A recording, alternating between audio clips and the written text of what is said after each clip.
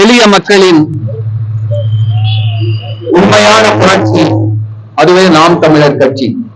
நம்முடைய நாம் தமிழர் கட்சியின் ஈரோடை நாடாளுமன்ற தொகுதியின் வெற்றி வேட்பாளர் அருமை ஐயா மூத்த தமிழ் தேசிய மருத்துவர் கார்மேகன் ஐயா அவர்களை ஒரு சடங்காக, ஒரு மரபாக அறிமுகப்படுத்த வேண்டியது நம்முடைய கடமை என்கிற முறையில் இந்த அறிமுக கூட்டம். மற்றபடி ஐயா அவர்களுக்கு பெரிய அறிமுகம் வெள்ளக்கோவில், செவகிரி இந்த பகுதிகளில, மொடக்குறிச்சி பகுதியில தேவைப்படாது. அவரை அறிந்தவர்கள் நிறைய இருக்கலாம். ஒரு மூத்த தமிழ் தேசியர், நிறைய நேரடியாக களத்திற்கு வராவிட்டாலும் பின்புலமாக நின்று பல வேலைகளை தமிழ் தேசிய அரசியலுக்காக செய்து கொண்டிருந்தவர், செய்து கொண்டிருப்பவர். அந்த வகையிலேதான் நம்முடைய செந்தமிழன் சீமான் அவர்கள் நம்முடைய கார்மேகன் ஐயா அவர்களை நாடாளுமன்ற தொகுதியின் வேட்பாளராக இங்கு அறிவித்து ஐயா அவர்கள் போட்டியிடுகிறார். இப்பகுதிவாழ் உறவுகளே, தமிழர்களே, உங்களுக்கு தெரியும் கடந்த கிழக்கு ஈரோடு கிழக்கு இடைத்தேர்தலின் பொழுது என்னவெல்லாம் நடந்தது என்பது நமக்கு நன்றாக தெரியும். இன்றைக்கு வரை நாம் அதில் கேட்டுக்கொண்டிருக்கிற முதன்மையான முக்கியமான கேள்வி, எங்கே சீமான் இந்த ஒடுக்கப்பட்ட மக்களை வந்தேறிகள் என்று சொன்னார்? சொல்லாத ஒன்றை இதுவரை சொல்லி சொல்லி நம் தலைமை அலுவலகத்தை போய் முற்றுகிற அளவுக்கு அந்த மக்களை தூண்டிவிட்டு எவ்வளவு சிக்கல் செய்தார்கள் நாங்கள் அவர்களிடம் கேட்டுக்கொண்டிருக்கிறோம். இப்பொழுது வரைக்கும் கேட்கிறோம், எங்க சொல்லியிருக்காரு? அவர் சொல்லாத ஒன்றை, அவர் பேசாத ஒன்றை பேசியதாக, சொல்லியதாக பொய் பரப்புரையை மேற்கொண்டு கொஞ்சமும் கூச்ச நாச்சம் இல்லாமல் அந்த மக்களை, நம்முடைய நிறைய இளைஞர்கள் அதுல இருந்து நமக்கு வந்திருக்காங்க. நிறைய இளைஞர்கள் தமிழ் தேசிய அரசியலை முன்னெடுக்காமல் தமிழ் மண்ணிலே ஒரு நல்ல அரசியலை கொண்டு வர முடியாது என்கிற புரிதலோடு நிறைய படித்த இளைஞர்கள், சாதிகளை கடந்த, சாதி மதங்களை கடந்த இளைஞர்கள் வந்திருக்காங்க. அவர்களை எல்லாம் கெடுக்கிற வகையில இவர்கள் நம்முடைய தலைமை ஒருங்கிணைப்பாளர் சொல்லாத செய்தியை, பேசாத செய்தியை சொல்லியதாக, பேசியதாக ஒரு பொய் பரப்பலை அவிழ்த்து விட்டு அதுல வெற்றி பெற்றார்கள். நமக்கு தெரியும், நம்முடைய வீரப்பன் சத்திரம் கூட்டம் நடக்கும் பொழுது அந்த குளம் வீதியில நாம் வந்த பொழுது அங்கிருந்து என்ன செய்தார்கள் என்பதெல்லாம் நமக்கு தெரியும். ஆக எந்த இடத்திலே ஒருவன் தன்னால் வாயால் விவாதத்தை தொடர முடியவில்லை, எதிராளியை எதிர்கொள்ள முடியவில்லை என்ற நிலை வருகிறதோ அந்த இடத்திலே வன்முறையை கையில் எடுக்கிறான். இது ஒன்றும் இன்றைக்கும் நேற்றும் நிகழ்வதல்ல, நேர்வதல்ல. இது காலங்காலமாய் நேர்வது. காலங்காலமாய் என்ன செய்து கொண்டிருக்கிறார்கள் என்றால், வாயில எதிர்கொள்ள முடியாது, தன் பக்கம் நியாயம் இல்ல, நீதி இல்ல, தனக்கு சான்ற ஆவணங்கள் எதுவும் இல்லை, ஆதாரம் எதுவும் இல்லை என்றால் அவன் கையில வன்முறையை கையில் எடுக்க தொடங்குகிறான். அப்படித்தான் நம்ம பார்க்கிறோம். இன்றைக்கும் காளியம்மாள் மீது மதுப்பாட்டில்களை எறிந்தவர்களை பார்த்தோம். அண்மையில ஆரணியில ஒரு இஸ்லாமிய சகோதரி மீது சிறுபான்மையினரை நாங்கள் தான் பாதுகாக்கிறோம், நாங்கள் தான் சமூக நீதி காவலர்கள் என்று சொல்லிக் கொள்ளுகிற இந்த ஆளுங்கட்சியினர் என்ன செய்தார்கள் என்பதெல்லாம் நாம் பார்க்கிறோம்.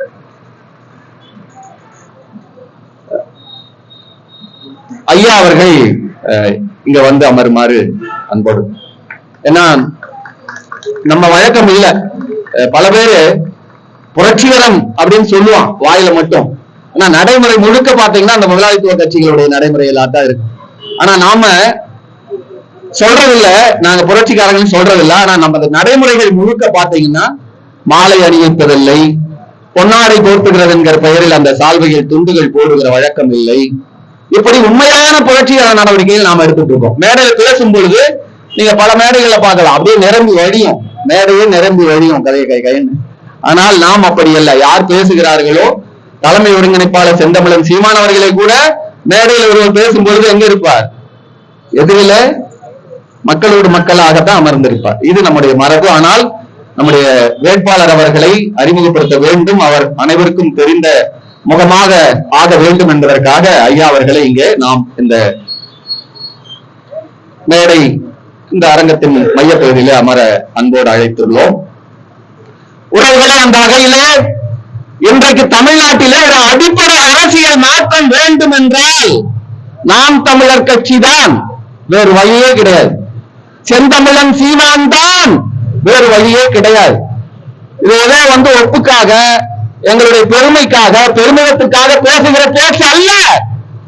உண்மையிலேயே இந்த தமிழ் நிலமும், தமிழ் மொழியும், தமிழர் மரபும், தமிழர் பண்பாடும், தமிழர் கலைகளும், தமிழர் இசையும், தமிழருடைய அந்த மாந்த பண்பும், உயிர்ந்த நேயமும் பாதுகாக்கப்பட வேண்டும் என்றால் நாம் தமிழர் கட்சி வெற்றி பெற்றே ஆக வேண்டும். செந்தமிழன் சீமான் இந்த தமிழ்நாட்டின் முதல்வராக ஆகிய தீர வேண்டும். சரி, முதல்வராக ஆகணும். இப்ப என்ன நிக்கிறீங்க? கேட்கலாம். நாங்கள் கேட்கிறோம். இந்திய தேசம் பேசுகிறவர்களை கேட்கிறோம். திராவிடம் தலித்தியம் பேசுகிறவர்களை கேட்கிறோம். இந்த நிலப்பரப்பு யாருடைய நிலப்பரப்பு? 3000 ஆண்டுகள் முன்பு வரை இந்த நிலப்பரப்பிலே, இந்தியா என்று சொல்லப்படுகிற இந்த பரந்த நிலப்பரப்பிலே எத்தனை மொழிகள் இருந்தன? 3 மொழிகள். இன்றைக்கு பாகதம் என்று சொல்லப்படுகிற பாகதம், புத்தரின் மொழி என்று சொல்லப்படுகிற பாலி, தமிழ், 3 மொழிகள் தான். அந்த பாகதம் என்கிற சொல்ல என்ன சொல்லுகிறது? திருச்செங்கோடு பாகாத்தா, பாகாத்தா தான் பாலாயி, பாலாயி தான் பாலாயி. அதுபோல பாகதம் என்றால் தெற்கிலிருந்து வடக்கே பாகம் பிரிந்து கொண்டு போன மொழி என்று பொருள். அதான் அவன் திசா பாசாங்கிறான், திசை மொழிங்கிறான். வட தமிழம்னு பேர் அதுக்கு, பிராகிருதத்துக்கு. ஆக உண்மையிலேயே வரலாற்றின் அடிப்படையிலே, மெய்யியல் அடிப்படையிலே, உண்மையிலும் உண்மையான வரலாற்றியல் அடிப்படையிலே இந்த நிலப்பரப்புக்கு என்ன என்று பெயர் வைத்திருக்க வேண்டும்? தமிழிய ஒன்றியம் என்று தான் பெயர் வைத்திருக்கப்பட வேண்டும். இப்போ ஒண்ணு கெட்டு போல வெப்பம். இது தமிழிய ஒன்றியம், இது தமிழர்களுடைய நிலம். நீ வங்காளியாரு, பீகாரியாரு, திரிபுரியாரு, அசாமியாரு, என்ன வேணாலும் இந்த மண்ணின், இதை நம்ம மட்டும் சொல்லல, கடந்த காலங்களில் ஜோதிபா சொல்லியிருக்காரு, அம்பேத்கர் சொல்லியிருக்காரு. என்ன வகை வடக்கத்தையர்களாக இருந்ததால் நாகர் என்பது தெரியாமல் நாகர் என்று சொல்லியிருக்கிறார்கள். அவ்வளவுதான். நாவை முதல் பயன்படுத்த தெரிந்த, அதாவது மொழி பேச தெரிந்த ஒரு இனம் என்பதால் நமக்கு நாகர் என்று பெயர். எளிய மக்கள் இன்றைக்கும் நாகர் என்றுதான் சொல்வார்கள்.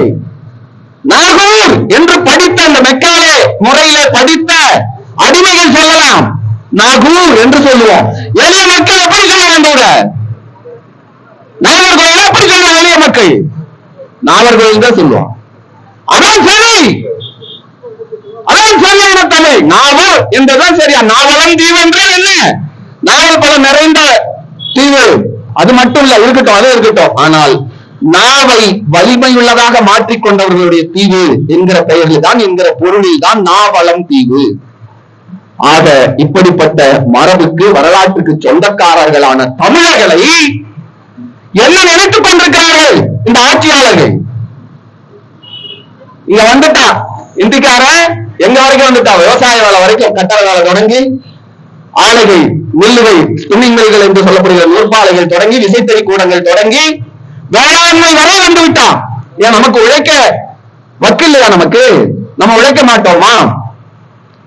உறவுகளே, இந்த உடல் என்பது உழைப்பதற்காக இயற்கையால் உருவாக்கப்பட்டது. கோடான கோடி ஆண்டுகள் இயற்கையின் இயங்கிய போங்கிலே உழைப்பதற்காக உருவாக்கப்பட்டது.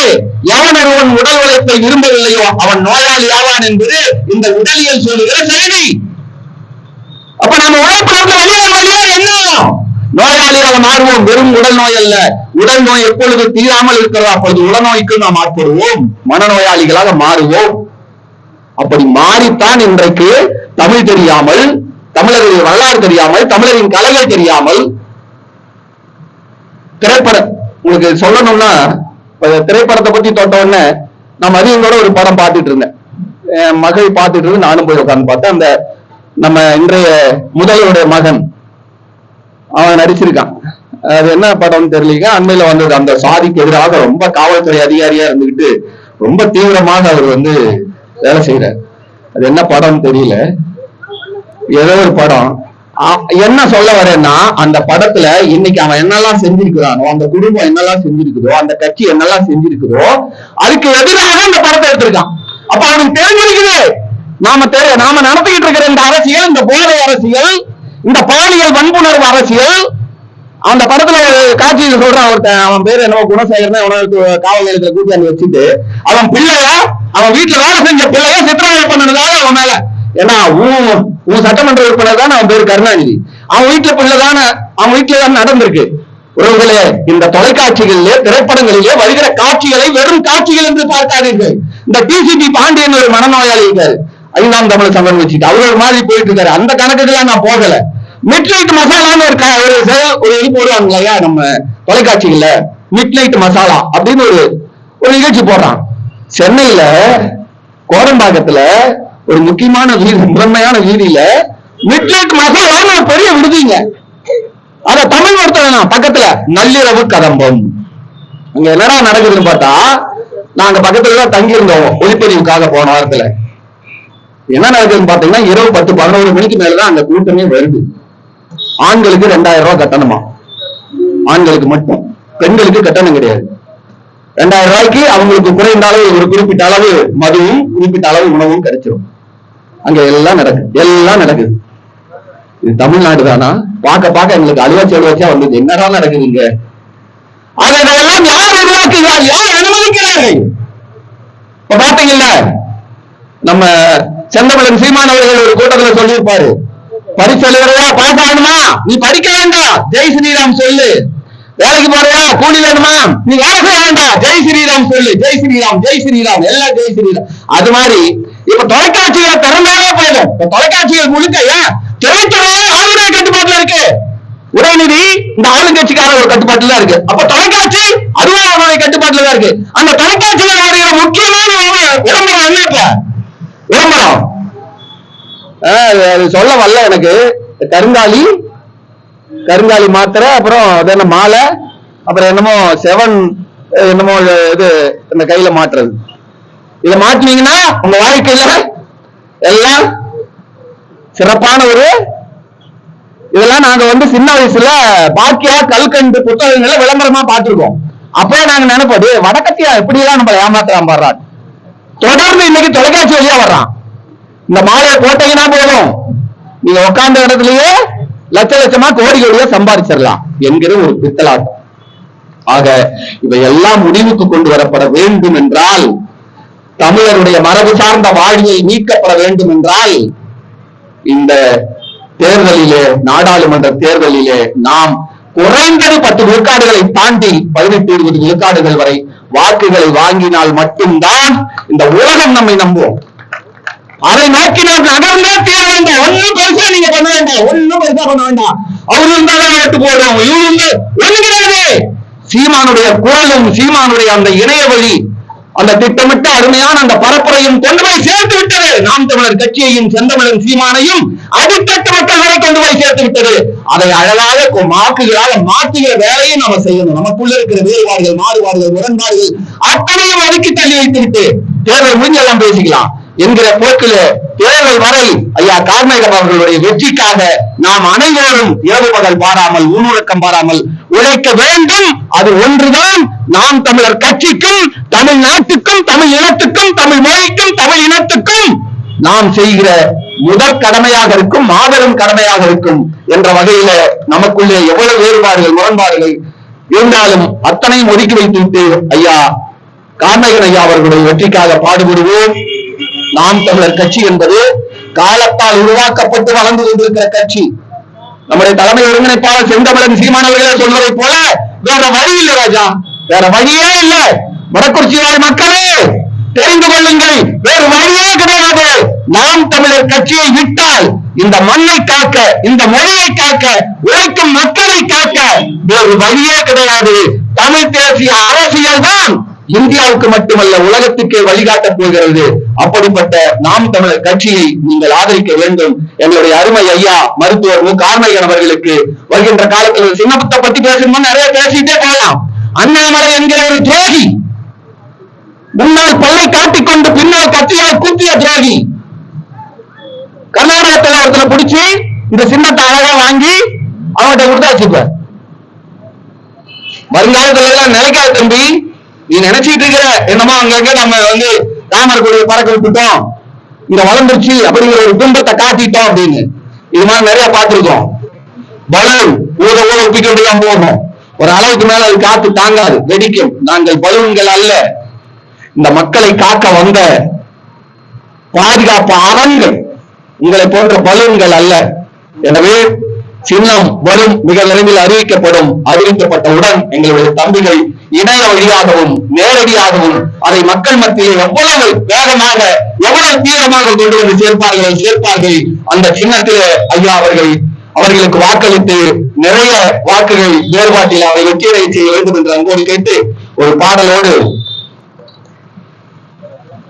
செந்தமிழன் சீமானின் அன்புக்குரியவர் கார்மேகமையா நாம் தமிழர் தம்பி தங்கையரின் அன்புக்குரியவர் கார்மேகமையா செந்தமிழன் சீமானின் அன்புக்குரியவர் கார்மேகமையா தமிழ் பேசிய தத்துவம் தந்த மூத்தவர் நமது கார்மேகமையா உடல் நோய்களை குணப்படுத்திடும் மருத்துவர் நமது கார்மேகமையா உடல் நோய்களை குணப்படுத்திடும் மருத்துவர் நமது கார்மேகமையா சமூக நோய்களை குணப்படுத்திடவும் வருகிறார் நமது கார்மேகமையா சமூக நோய்களை குணப்படுத்திடவும் வருகிறார் நமது கார்மேகமையா சமூக மருத்துவ கார்மேகமையா செந்தமிழன் சீமானின் அன்புக்குரியவர் கார்மேகமையா தமிழ் பேசிய தத்துவம் தந்த மூத்தவர் நமது கார்மேகமையா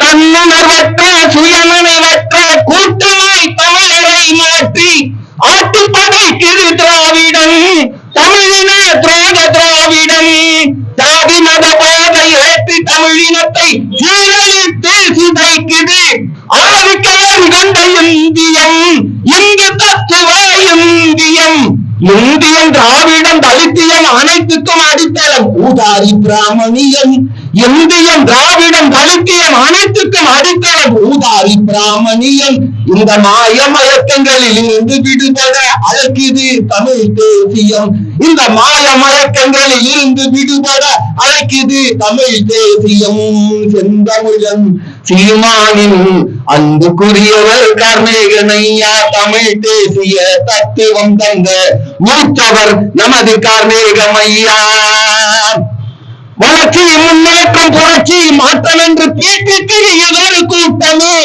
திராவிட முட்டு கூட்டமே உழைக்கும் மக்களின் குருதியில் சாய்ந்த செங்கடியை செங்காவியை மாற்றலும் கூட்டணி கூட்டமே போலி புரட்சிகர கூட்டமே மொழிவழி தேசிய இனங்களின் விடுதலை பற்றி பேசாத கூட்டமே வாழ்ந்திருக்காத கூட்டமே போலி புரட்சிகர கூட்டமே மொழிவழி தேசிய இனங்களின் விடுதலை பற்றி பேசாத கூட்டமே போலி புரட்சிகர கூட்டமே உயிர் மண்ணேயத்தை மரபணுவில் தாங்கி உயிர்த்து எழுது தமிழ் தேசியமே உண்மையான தமிழ் தேசியமே உயிர் மண்ணேயத்தை மரபணுவில் தாங்கி உயிர்த்து எழுது தமிழ் தேசியமே உண்மையான தமிழ் தேசியமே செந்தமிழன் சீமானின் அன்புக்குரியவர் கார்மேகனையா தமிழ் தேசிய தத்துவம் தந்த மூத்தவர் நமது கார்மேகனையா உடல் நோய்களை குணப்படுத்திடும் மருத்துவர் நமது கார்மேகனையா சமூக நோய்களை குணப்படுத்திடவும் வருகிறார் நமது கார்மேகமையா சமூக மருத்துவர் கார்மேகனையா வருகிறார் நமது கார்மேகனையா சமூக மருத்துவர் கார்மேகனையா. நன்றி உறவுகளே. மறவாதீர்கள், வருகின்ற நாடாளுமன்ற தேர்தலிலே நாம் தமிழர் கட்சி வெற்றி பெற வேண்டும், தமிழ் தேசியம் வெற்றி பெற வேண்டும். இந்த உலகத்தில் உயிர்கள், குறிப்பாக மனிதர்களாக வாழ வேண்டும் என்றால் தமிழும் தமிழரும் பாதுகாக்கப்பட வேண்டும். தமிழும் தமிழரும் தமிழ் நிலமும் பாதுகாக்கப்பட வேண்டும் என்றால் நான் தமிழர் கட்சி வெற்றி அடைய வேண்டும். வெற்றி பெறச் செய்யுங்கள், வெற்றி பெறச் செய்யுங்கள். தலைவர் பிரபாகரன் வாழ்க, தமிழ் தாய் வாழ்க, நாம் தமிழர்.